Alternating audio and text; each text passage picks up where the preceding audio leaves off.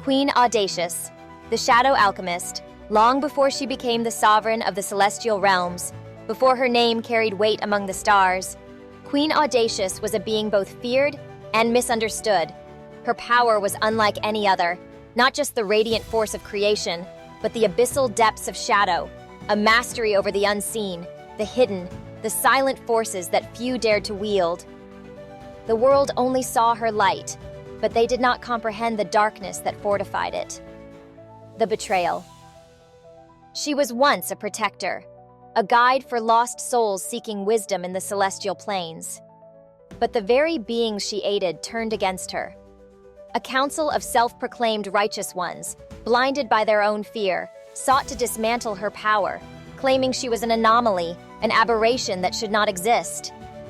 They could not understand her ability to walk in both light and shadow, and in their ignorance, they declared her a threat.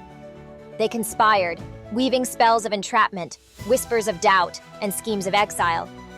They sought to strip her of her divine right, to bind her within the labyrinth of her own mind, to suffocate her with the very shadows she had long since mastered.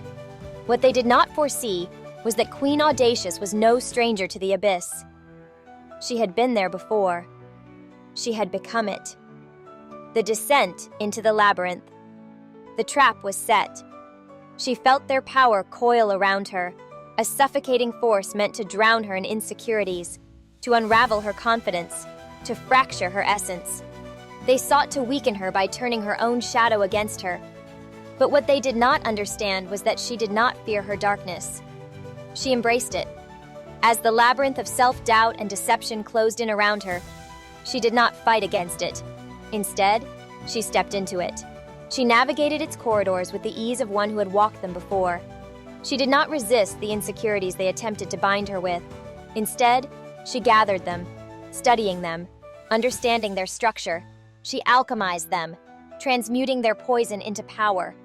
Every wound, every scar, every injustice she had endured became a weapon, a force unseen, coiling beneath the surface, waiting.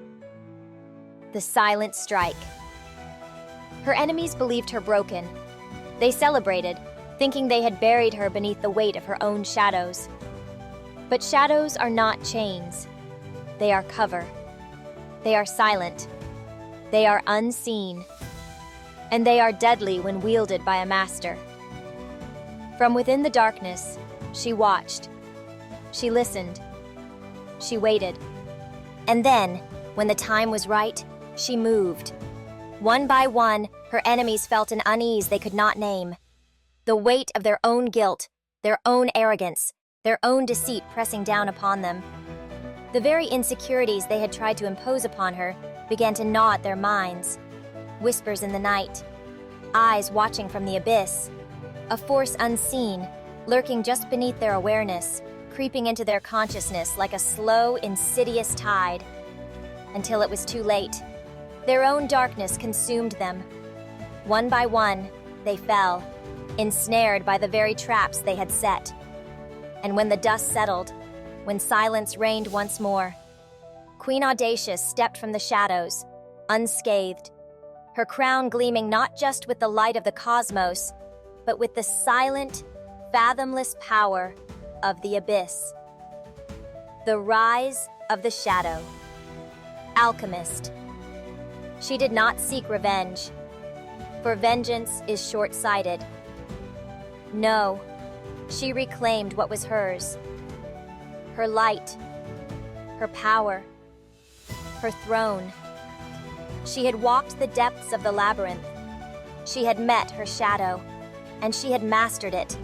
Now, she ruled not just with the wisdom of the stars, but with the silent, unstoppable force of the unseen. She was a sovereign of both light and darkness, a balance that no being could shake. For what was meant to break her had only made her indomitable.